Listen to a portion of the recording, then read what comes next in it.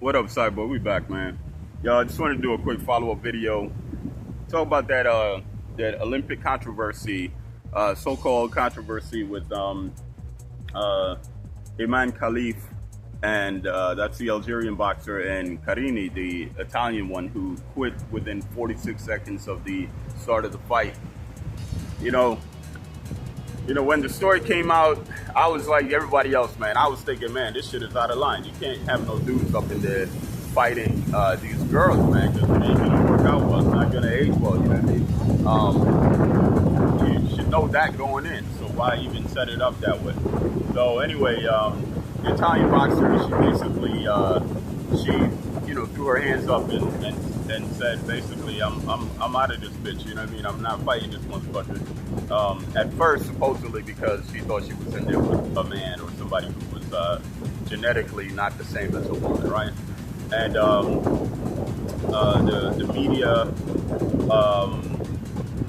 just kind of took that idea by storm and just fucking ran that shit into the fucking ground, man. Next thing you know, everybody's outraged. Everybody's making comments. A lot of people are, putting in their 2 cents and not necessarily having all the right information, but standing up on shit and doubling down on shit. Like this is a disgrace. This is out of, and I get it, because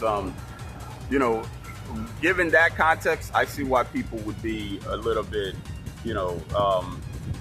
upset and all that other stuff, because it does pose,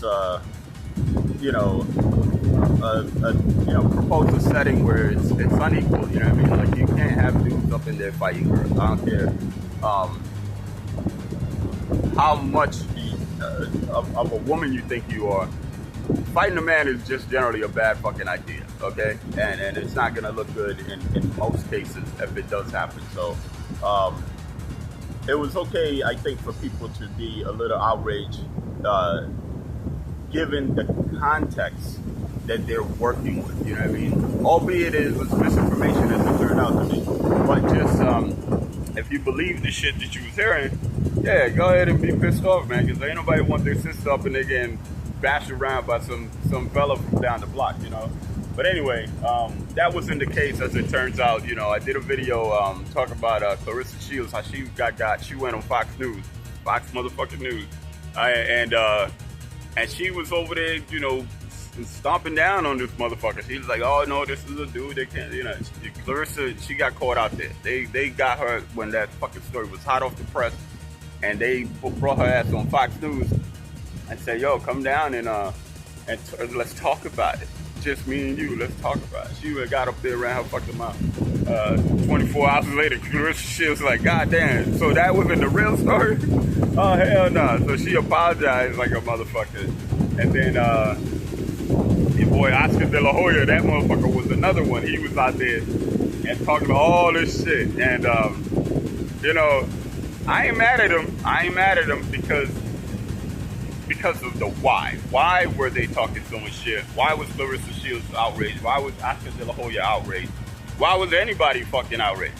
Because it's a setting that doesn't make any sense for women to have a proper way to compete. You know what I mean? Like, you can't have them in there with the dudes. The dudes just come, they pack too much power.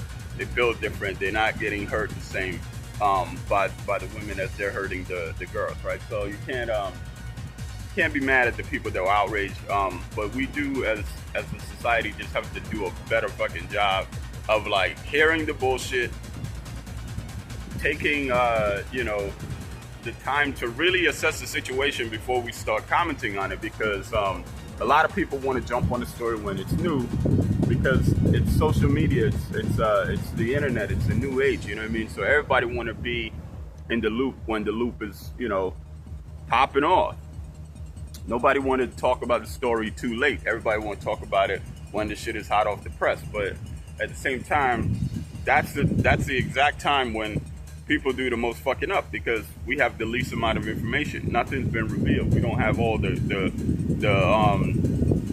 we have the he said part, we don't have the she said part, and the truth that usually lies in between, right? We don't have it all. We just have that inflammatory, that igniting part of the story, the part that gets everybody talking and everybody up in arms.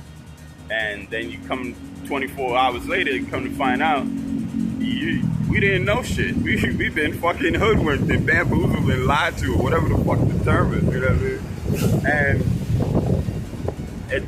it's revealing, man. It shows that some good things. I mean, for one, the society still does have a moral compass. You know, like we do see the difference between right and wrong, and what's good and what's bad for us as a human race, so to speak. You know what I mean?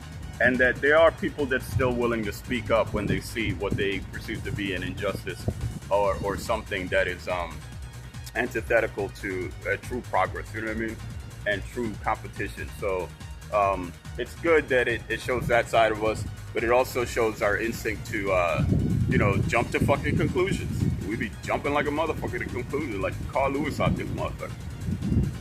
Jumping like him, I'm not saying he'd be jumping in conclusions. He'd just be jumping like a motherfucker. Carl Lewis. Anyway, fuck it, man.